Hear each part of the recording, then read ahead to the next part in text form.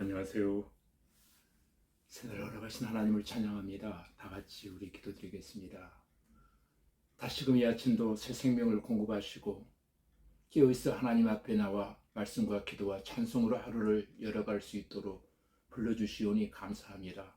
이제 생리하신 그 음성 듣기를 원합니다. 특별히 오늘도 사무엘상 5장의 말씀을 통해서 꼭 우리에게 필요한 말씀으로 하나님 역사하여 주시옵소서. 깨달아지게 하시고 실천할 수 있는 실행력도 우리 모두에게 허락하여 주옵소서. 예수님 이름으로 기도하옵나이다. 아멘.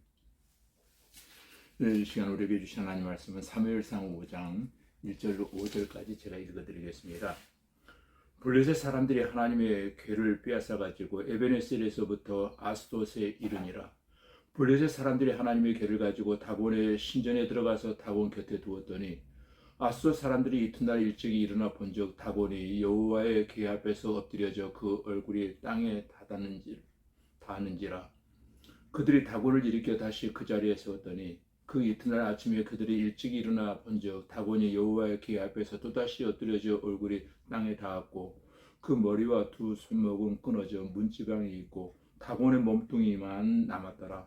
그러므로 다곤의 제사장들이나 다곤의 신전에 들어가는 자는 오늘까지 아스돗에 있는 다곤의 문지방을 받지 아니하더라. 아멘. 네, 방금 읽어드린 말씀을 통해서 하나님을 향한 도전과 그 결과라고 하는 주제를 정했는데, 사실 본 제목은 하나님은 살아계십니다 라는 제목으로 설교를 하고 싶습니다.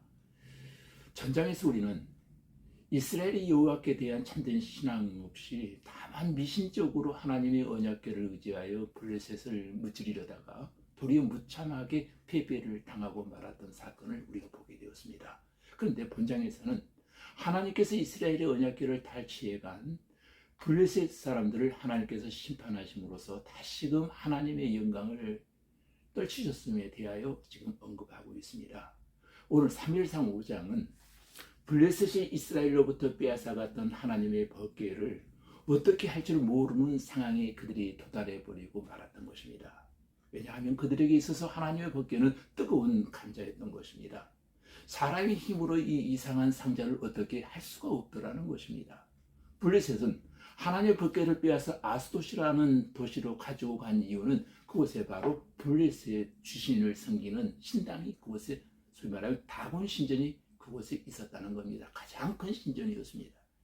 이 이스라엘이 블레셋에게 졌습니다. 이것은 곧 여호와의 신이 다곤 신에게 졌다는 뜻이기도 합니다. 그러니까 하나님의 법궤를 다곤 신전에 갖다 놓았다라고 하는 것은 하나님의 신을 지금 그들이 포로로 잡아왔다라고 하는 일종의 퍼포먼스였던 것입니다.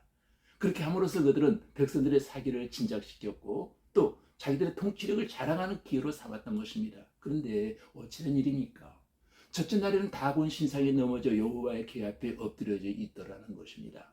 마치 항복하듯이 말입니다. 둘째 날에는 아예 다곤 신상에 박살이 나서 목과 손이 다 부러져 나가고 몸통만 댕그랗게 남아 있었습니다. 그리고 아스 도시에 독한 종기가 돌기 시작했습니다. 종기란 몸에 울긋불긋한 반점이 생기면서 죽어가는 병이었습니다. 하나님의 법궤를 우습게 볼 일이 아니었습니다. 그 당시 블레셋은 5방백으로 이루어진 연합국가 체제였습니다. 그 5부족이란 아스돗, 가드, 에그론, 가사, 이스글론 부족이었습니다. 이서 사람들은 이 뜨거운 감자인 하나님의 법궤를 가드에 토스해버린 겁니다. 하나님의 법궤가 도착하자 가드라는 도시에 또 독한 페스트가 창궐하기 시작했던 것입니다. 가드 사람들은 하나님의 법궤를 에그론에 넘겨버렸습니다. 아니나 다를까 에그론에도 페스트가 돌기 시작해서 많은 사람들이 죽어나가기 시작합니다. 이상합니다. 법궤가 가는 곳마다 재앙이 따라다닙니다. 하나님은 여러분 살아계십니다. 오늘 성경 말씀을 통해 우리가 깨달아야 할 가르침은 한마디로 저와 여러분이 믿는 하나님은 살아계신 하나님이십니다. 이것을 믿으시기를 바랍니다. 이스라엘이 전쟁에 졌다고 해서 하나님이었거나 죽은 것이 아니다. 착각하지 말라. 하나님은 살아 역사하신다. 사무엘상 5장에는 여호와의 손이라는 말씀이 반복해서 나옵니다. 6절에 보면은 여호와의 손이 아스돗 사람에게 엄중히 더하사, 또 7절에도 보면은 그 손이 우리와 우리의 신 다곤을 친다 하고, 9절에 보니까 그것을 옮겨 간 후에 여호와의 손의 힘이 큰 환란 그 성에 더하사 또 11절 말씀에도 보니까 이렇게 말하고 있습니다. 여러분 11절에 보니까 이는 온 성이 사망의 환란을 당함이라. 거기서 하나님의 손이 엄중하심으로 여러분 여호와의 손이란 하나님의 능력을 나타내는 전문 용어이기도 합니다. 그런데 오늘 4절에 보면은 손이 잘린 다곤 신상에 대한 이야기가 나오고 있습니다.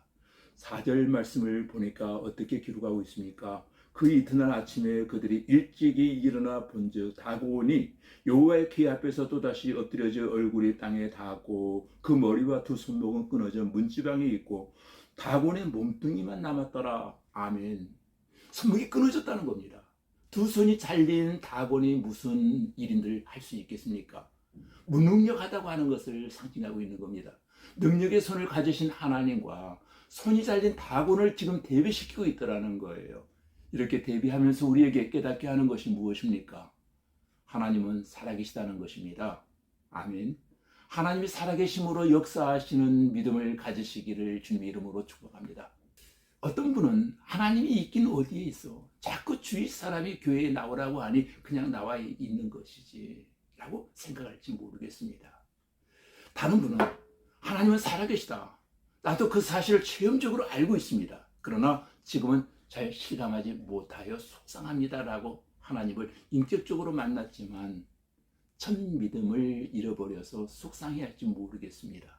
그러나 은혜 충만한 분들은 어떤 환경 형편이 내게 주어진다 할지라도 내가 믿는 하나님은 살아계시다. 하나님은 위대하십니다. 지금도 하나님은 내 삶에 역사하십니다 라고 흥분해서 고백하실 줄로 믿습니다. 여러분이 바로 그런 고백이 있어지길 바랍니다. 우리 성도님들은 죽은 하나님을 믿는 것이 아니라 살아계신 하나님을 믿으시기를 바랍니다. 하나님은 멀리 계신 하나님이 아니라 가까이 내 마음속에 계시는 하나님이심을 믿으시기를 바랍니다. 듣는 등 많은 등 막연한 하나님이 아니라 구체적으로 역사하시는 하나님을 오늘도 믿고 의지하시기를 바랍니다. 우리 하나님 살아계십니다. 할렐루야. 다 같이 우리 기도드리겠습니다. 하나님 아버지, 여전히 지금도 살아계셔서 역사하시는 줄로 믿습니다. 우리가 처음 하나님을 인격적으로 만났을 때 그 감동과 첫사랑의 간격이 사라졌다 할지라도 그것은 내 자신이 환경에 따라 내 자신의 형편과 처지를 따라 믿음이 떨어졌으며 은혜의 자리에서 멀어졌으며 내 스스로 영적인 게으름 때문에 하나님과의 거리가 멀어졌을 뿐이지 하나님은 여전히 살아계신 전능하신 아버지인 줄로 믿습니다. 내 자신을 향해서 좀 더 오래 참으시고 기다리시는 하나님 앞에 다 돌아올 수 있게 하시고 첫사랑의 간격을 다시금 회복할 수 있도록 은혜를 베풀어 주시기를 원합니다. 살아계신 하나님, 위대하신 하나님을 이 아침도 찬양합니다.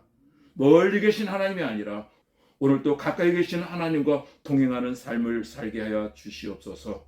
예수님 이름으로 기도하옵나이다. 아멘.